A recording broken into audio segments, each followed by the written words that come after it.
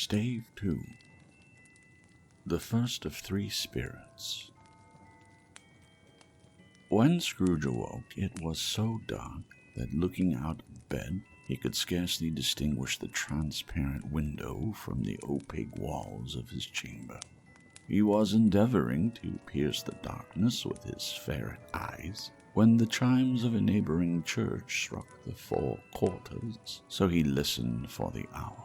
To his great astonishment, the heavy bell went on from 6 to 7, and from 7 to 8, and regularly up to 12, then stopped. 12. It was past 2 when he went to bed. The clock was wrong. An icicle must have got into the works. 12.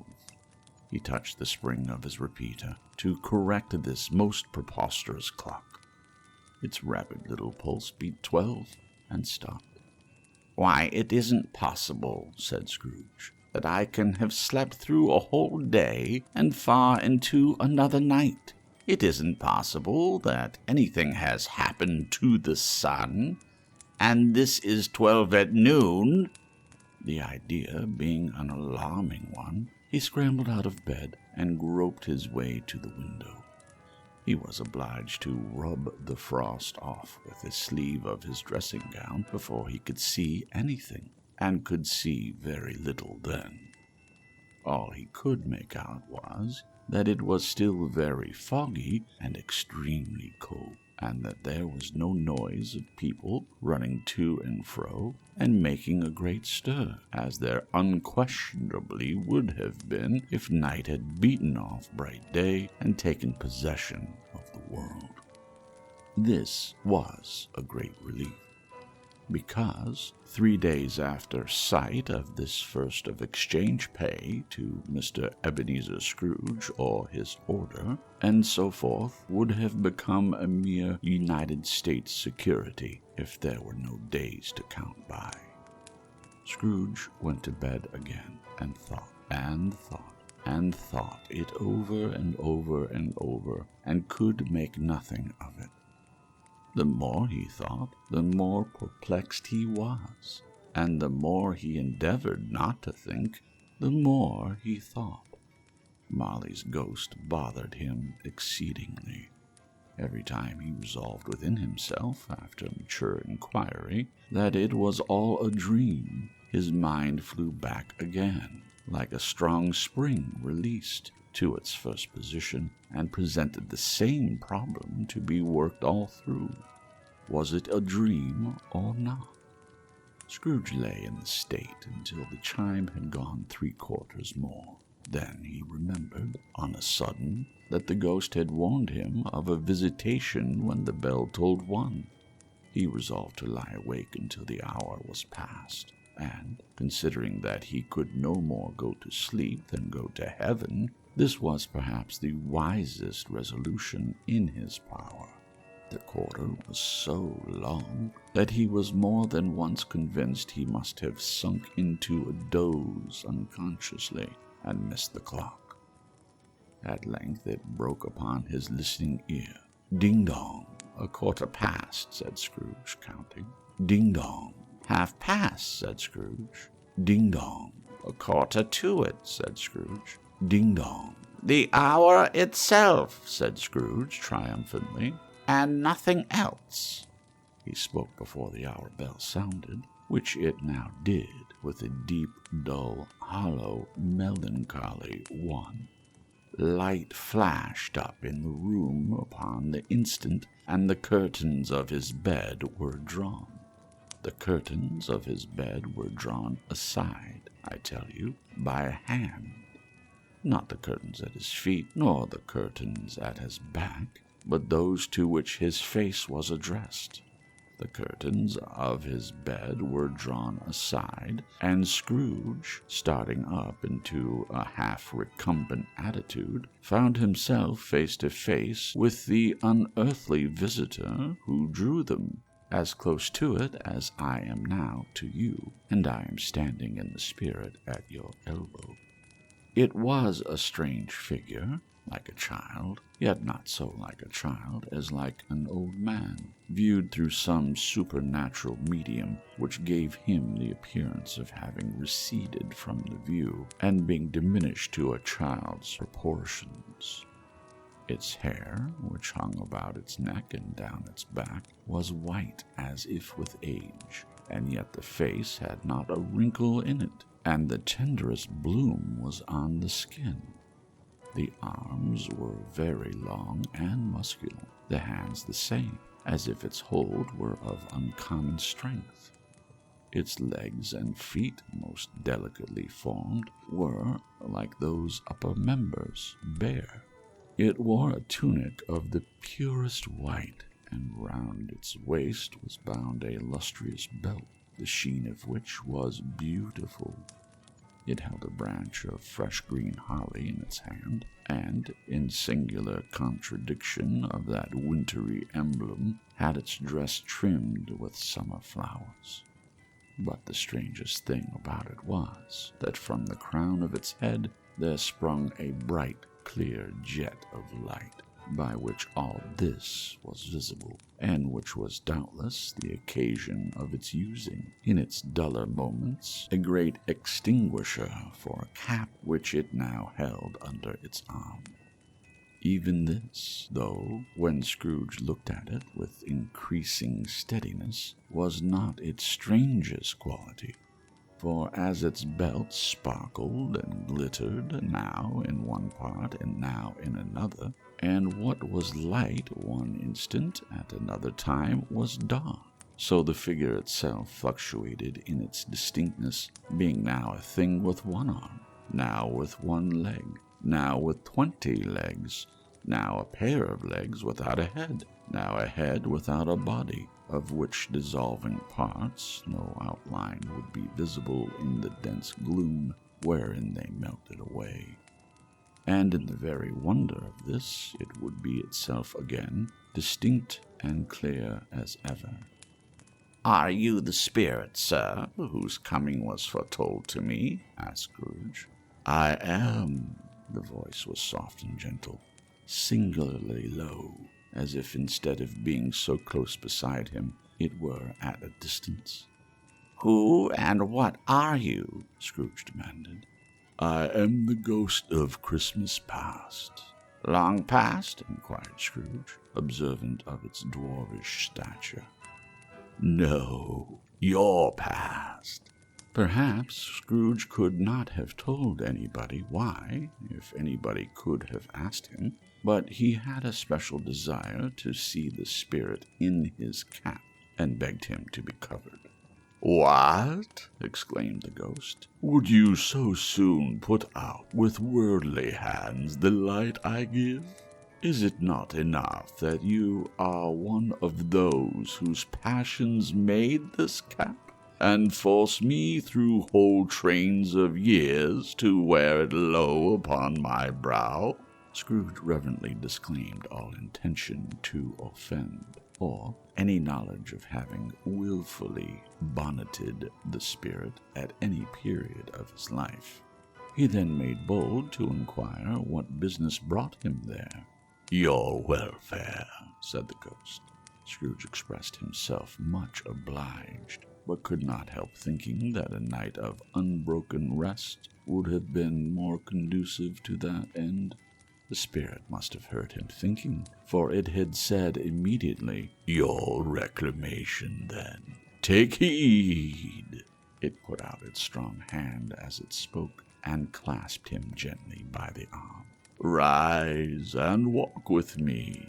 It would have been in vain for Scrooge to plead that the weather and the hour were not adapted to pedestrian purposes, that bed was warm, and the thermometer a long way below freezing, that he was clad but lightly in his slippers, dressing gown, and nightcap, and that he had had a cold upon him at that time.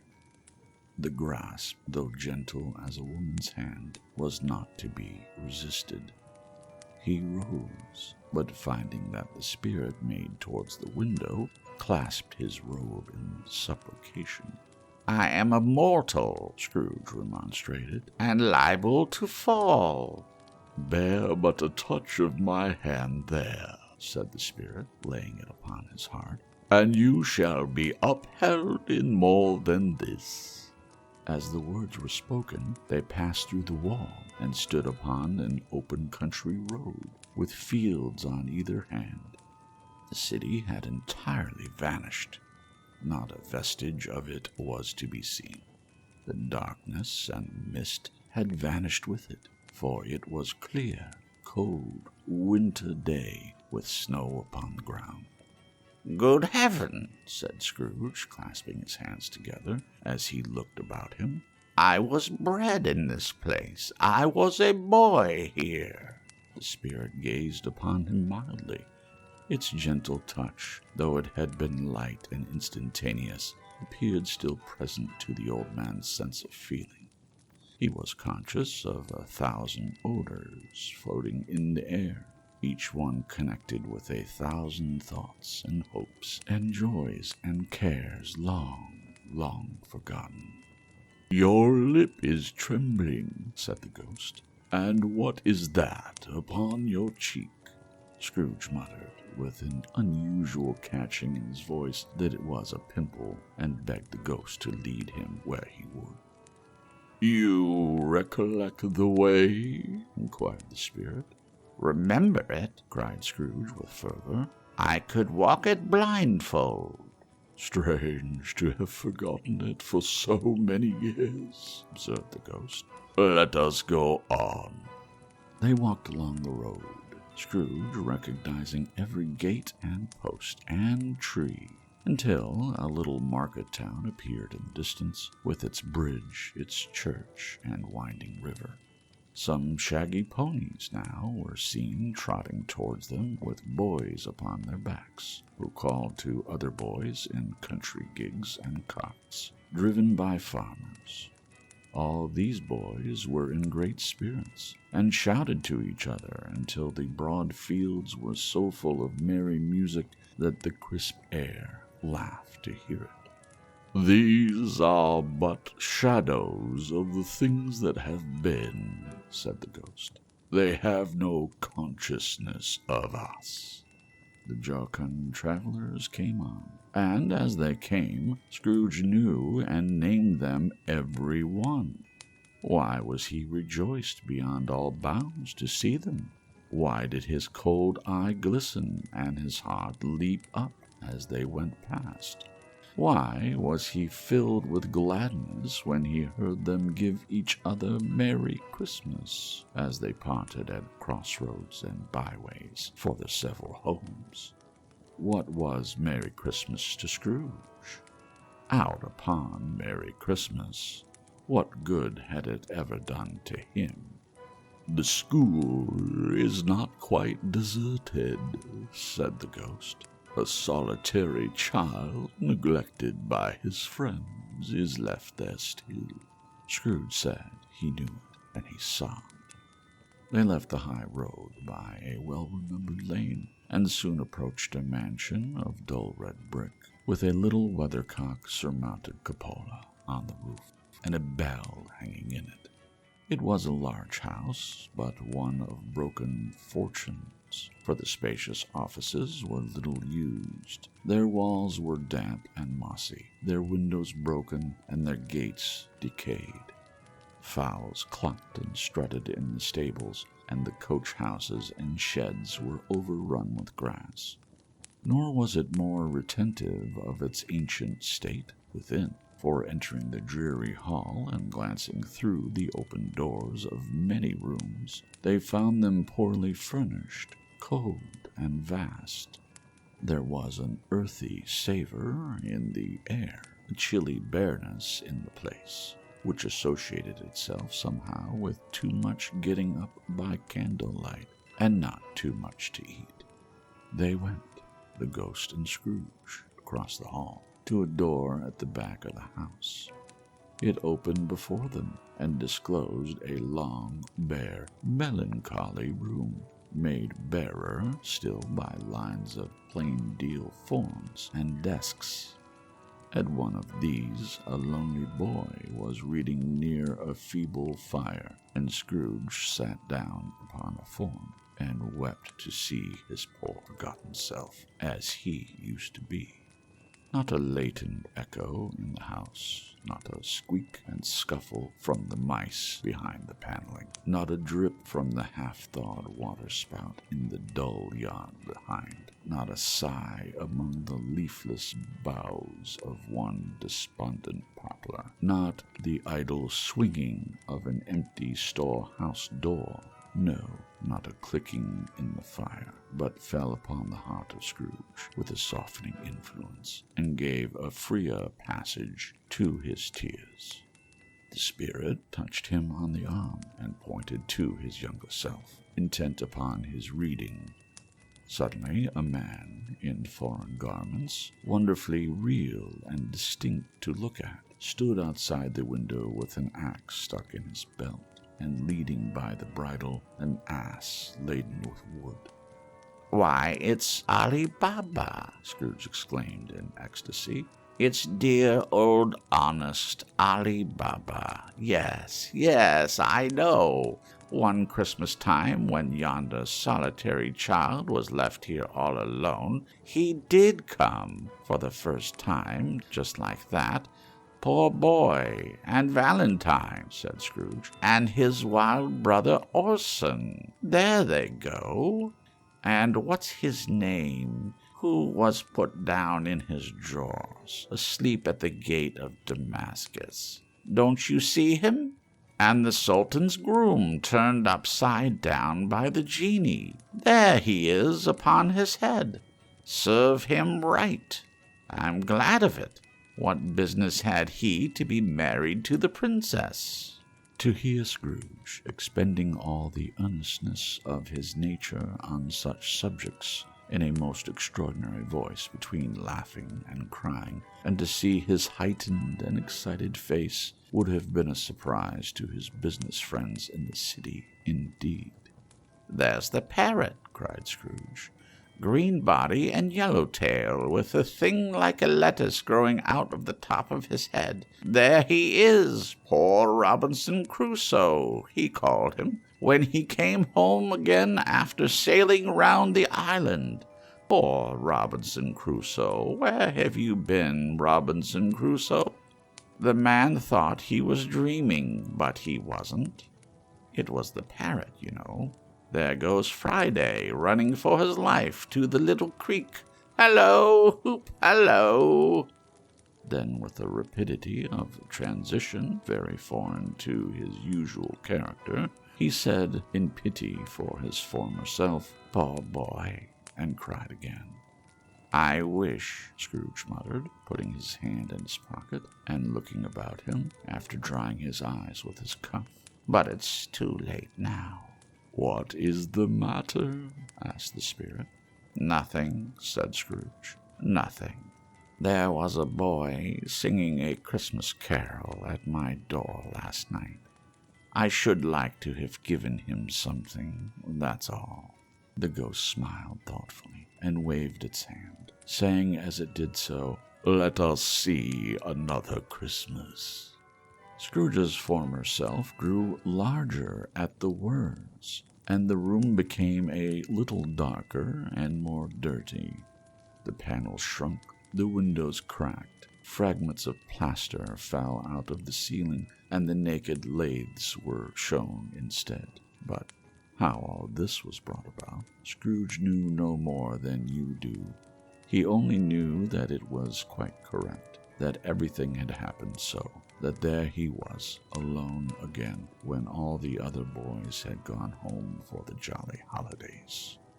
He was not reading now, but walking up and down despairingly. Scrooge looked at the ghost, and with a mournful shaking of his head, glanced anxiously toward the door. It opened, and a little girl, much younger than the boy, came darting in, and putting her arms about his neck, and often kissing him, addressed him as her dear, dear brother. "I have come to bring you home, dear brother," said the child, clapping her tiny hands and bending down to laugh. To bring you home, home, home. Home, little Fan? Returned the boy. Yes. Said the child, brimful of glee. Home for good and all. Home for ever and ever. Father is so much kinder than he used to be. That home's like heaven. He spoke so gently to me one dear night when I was going to bed that I was not afraid to ask him once more if you might come home. And he said, yes, you should, and send me in a coach to bring you. And you're to be a man, said the child, opening her eyes. and are never to come back here, but first we're to be together all the Christmas long, and have the merriest time in all the world. You are quite a woman, little Fan, exclaimed the boy. She clapped her hands and laughed and tried to touch his head, but being too little, laughed again and stood on tiptoe to embrace him. Then she began to drag him in her childish eagerness toward the door, and he, nothing loath to go, accompanied her. A terrible voice in the hall cried, "Bring down Master Scrooge's box there!" And in the hall appeared the schoolmaster himself, who glared on Master Scrooge with a ferocious condescension, and threw him into a dreadful state of mind by shaking hands with him. He then conveyed him and his sister into the veriest old well of a shivering best parlor that ever was seen, where the maps upon the wall and the celestial and terrestrial globes in the windows were waxy with coal. Here he produced a decanter of curiously light wine and a block of curiously heavy cake, and administered installments of those dainties to the young people, at the same time sending out a meager servant to offer a glass of something to the postboy, who answered that he thanked the gentleman, but if it was the same tap as he had tasted before, he had rather not. Master Scrooge's trunk being by this time tied on to the top of the chaise, the children bade the schoolmaster good-bye right willingly, and getting into it, drove gaily down the garden sweep, the quick wheels dashing the hoarfrost and snow from off the dark leaves of the evergreens like spray. "Always a delicate creature whom a breath might have withered," said the ghost. "But she had a large heart." "So she had," cried Scrooge. "You're right. I will not gainsay it, spirit. God forbid." "She died a woman," said the ghost, "and had, as I think, children." "One child," Scrooge returned. "True," said the ghost. "Your nephew." Scrooge seemed uneasy in his mind, and answered briefly, "Yes." Although they had but that moment left the school behind them, they were now in a busy thoroughfares of the city, where shadowy passengers passed and repassed, where shadowy carts and coaches battled for the way, and all the strife and tumult of a real city were. It was made plain enough by the dressing of the shops that here, too, it was Christmas time again. But it was evening, and the streets were lighted up. The ghost stopped at a certain warehouse door and asked Scrooge if he knew it. "Know it," said Scrooge. "Was I apprenticed here?" They went in.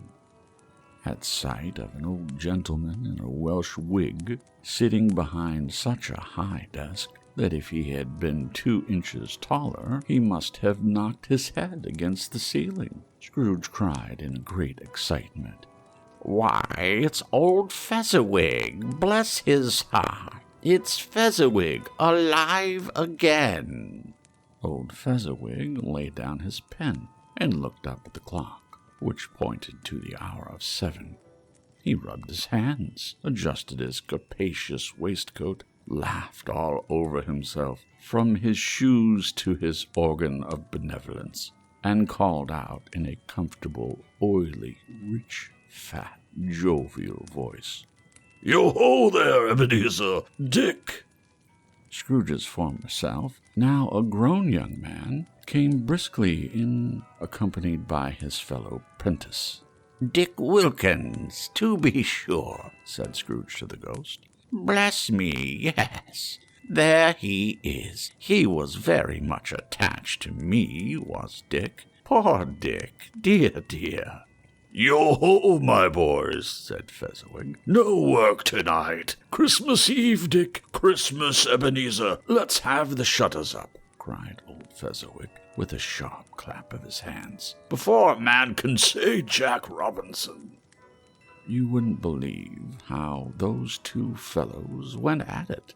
They charged into the street with the shutters, 1, 2, 3, had 'em up in their places, 4, 5, 6, barred 'em and pinned 'em, 7, 8, 9, and came back before you could have got to 12, panting like racehorses. Hilly-ho! cried Fezziwig, skipping down from the high desk with wonderful agility. Clear away, my lads, and let's have lots of room here. Hilly-ho, Dick! Cheer up, Ebenezer! Clear away! There was nothing they wouldn't have cleared away, or couldn't have cleared away, with old Fezziwig looking on. It was done in a minute. Every movable was packed off, as if it were dismissed from public life for evermore. The floor was swept and watered, the lamps were trimmed, fuel was heaped upon the fire, and the warehouse was as snug and warm and dry and bright a ballroom as you would desire to see upon a winter's night.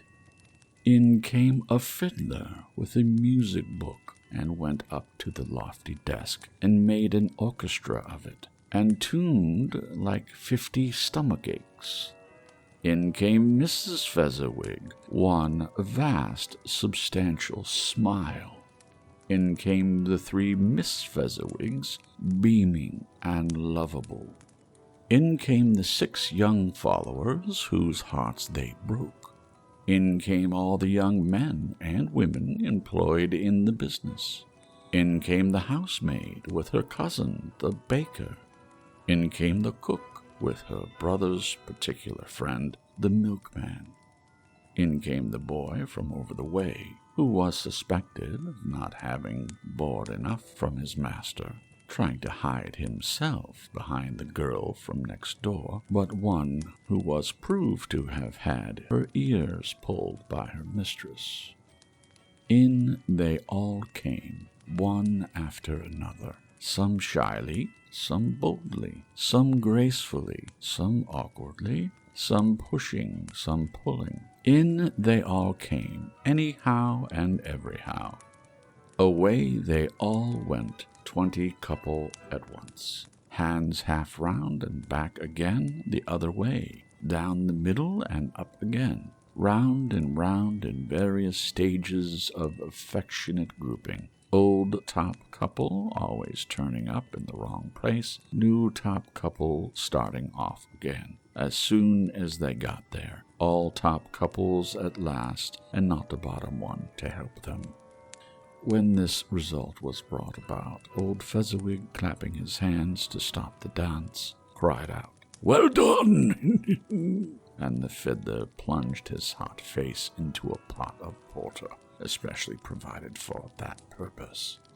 But scorning rest upon his reappearance, he instantly began again, though there were no dancers yet, as if the other fiddler had been carried home exhausted on a shutter, and he were a brand new man resolved to beat him out of sight or perish.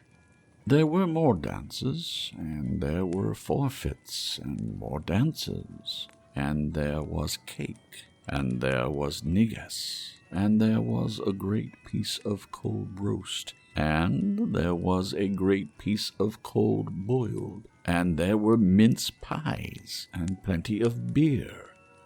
But the great effect of the evening came after the roast and boiled, when the fiddler, an artful dog, mind, the sort of man who knew his business better than you, or I could have told it to him, struck up Sir Roger de Coverley. Then old Fezziwig stood out to dance with Mrs. Fezziwig, top couple, too, with a good stiff piece of work cut out for them. 3 or 4 and 20 pair of partners, people who were not to be trifled with, people who could dance, and had no notion of walking.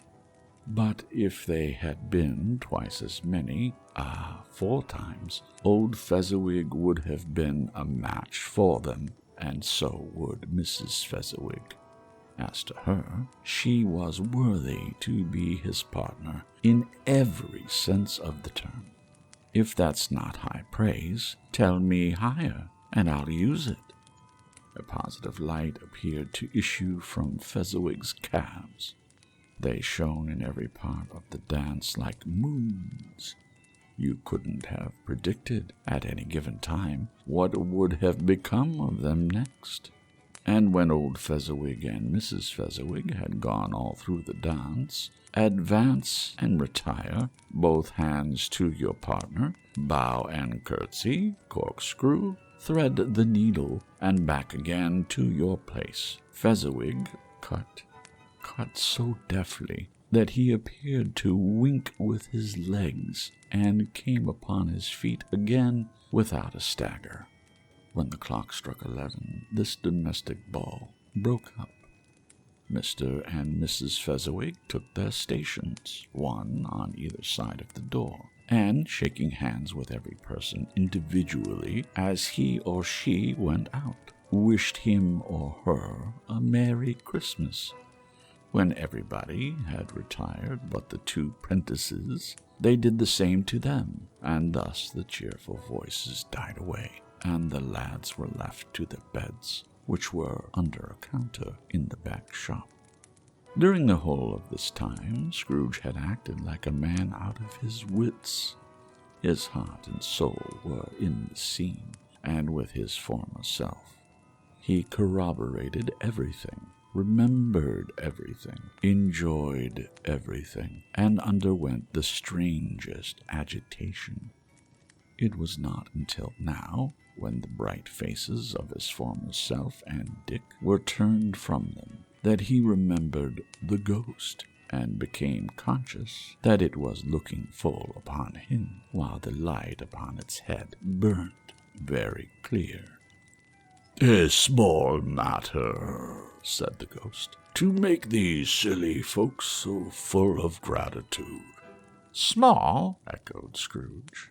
The spirit signed to him to listen to the 2 apprentices, who were pouring out their hearts in praise of Fezziwig, and when he had done so, said, "Why, is it not? He has spent but a few pounds of your mortal money, 3 or 4 perhaps. Is that so much that he deserves this praise?" "It isn't that," said Scrooge, heated by the remark, and speaking unconsciously like his former, not his latter, self. "It isn't that, spirit. He has the power to render us happy or unhappy, to make our service light or burdensome, a pleasure or a toil. Say that his power lies in words and looks, in things so slight and insignificant that it is impossible to add and count them up. What then? The happiness he gives is quite as great as if it cost a fortune." He felt the spirit's glance and stopped. "What is the matter?" asked the ghost. "Nothing particular," said Scrooge. "Something, I think," the ghost insisted. "No," said Scrooge. "No. I should like to be able to say a word or two to my clerk just now. That's all." His former self turned down the lamps as he gave utterance to the wish, and Scrooge and the ghost again stood side by side in the open air. "My time grows short," observed the spirit. "Quick!" This was not addressed to Scrooge, or to anyone whom he could see, but it produced an immediate effect, for again Scrooge saw himself. He was older now, a man in the prime of life. His face had not the harsh and rigid lines of latter years, but it had begun to wear the signs of care and avarice. There was an eager, greedy, restless motion in the eye, which showed the passion that had taken root, and where the shadow of the growing tree would fall. He was not alone, but sat by the side of a fair young girl in a mourning dress, in whose eyes there were tears, which sparkled in the light that shone out of the ghost of Christmas past. "It matters little," she said softly. "to you, very little. Another idol has displaced me, and if it can cheer and comfort you in time to come, as I would have tried to do, I have no just cause to grieve." "What idol has displaced you?" he rejoined. "A golden one." "This is an even-handed dealing of the world," he said. "There's nothing on which it is so hard as poverty, and there's nothing it professes to condemn with such severity as the pursuit of wealth." "You fear the world too much," she answered gently. "All your other hopes have merged into the hope of being beyond the chance of its sordid reproach. I have seen your nobler aspirations fall off one by one, until the master passion, gain, engrosses you. Have I not?" "What then?" he retorted. "Even if I have grown so much wiser, what then? I am not changed towards you." She shook her head. "Am I?" "Our contract is an old one. It was made when we were both poor and content to be so, until, in good season, we could improve our worldly fortune by our patient industry. You are changed. When it was made, you were another man." "I was a boy," he said impatiently. "Your own feelings tell you that you are not what you are," she returned. "I am. That which promised happiness when we were one in heart is fraught with misery now that we are two. How often and keenly I have thought of this I will not say. It is enough that I have thought of it and can release you." "Have I ever sought release?" "In words, no, never." "In what then?" "In a changed nature, in an altered spirit, in another atmosphere of life, another hope as its great end, in everything that made my love of any worth or value in your sight. If this had never been between us," said the girl, looking mildly but with steadiness upon him, "tell me, would you seek me out and try to win me now? Ah, no!" He seemed to yield to the justice of this supposition in spite of himself, but he said with a struggle, "You think not." "I would gladly think otherwise if I could," she answered. "Heaven knows, when I have learned a truth like this, I know how strong and irresistible it must be. But if you were free today, tomorrow, yesterday, can even I believe that you would choose a dowerless girl? You, who in your very confidence with her, weigh everything by gain. Or, choosing her, if for a moment you were false enough to your one guided principle to do so, do I not know that your repentance and regret would surely follow? I do, and I release you, with a full heart, for the love of him you once were." He was about to speak, but with her head turned from him, she resumed. "You may. The memory of what is past to have makes me hope you will. Have pain in this. A very, very brief time, and you will dismiss the recollection of it, gladly, as an unprofitable dream, from which it happened well that you awoke. May you be happy in the life you have chosen." She left him, and they parted. "Spirit," said Scrooge, "show me no more. Conduct me home. Why do you delight to torture me?" "One shadow more," exclaimed the ghost. "No more," cried Scrooge. "No more. I don't wish to see it. Show me no more."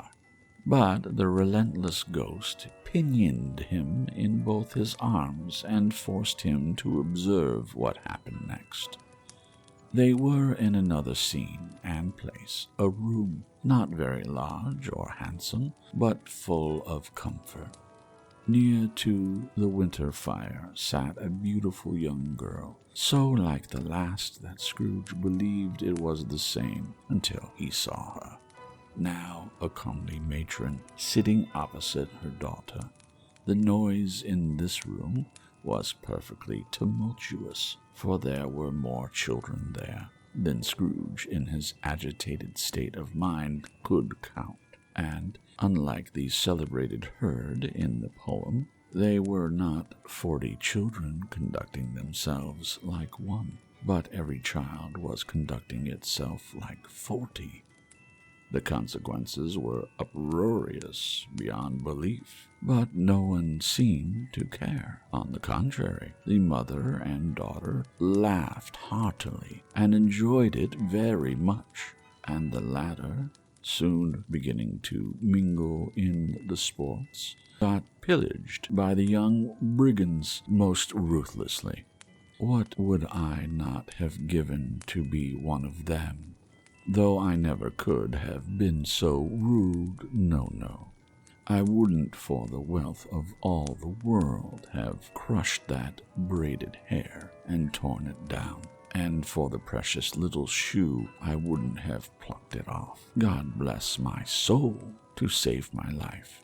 As to measuring her waist in sport, as they did, bold young brood, I couldn't have done it. I should have expected my arm to have grown round it for a punishment, and never come straight again.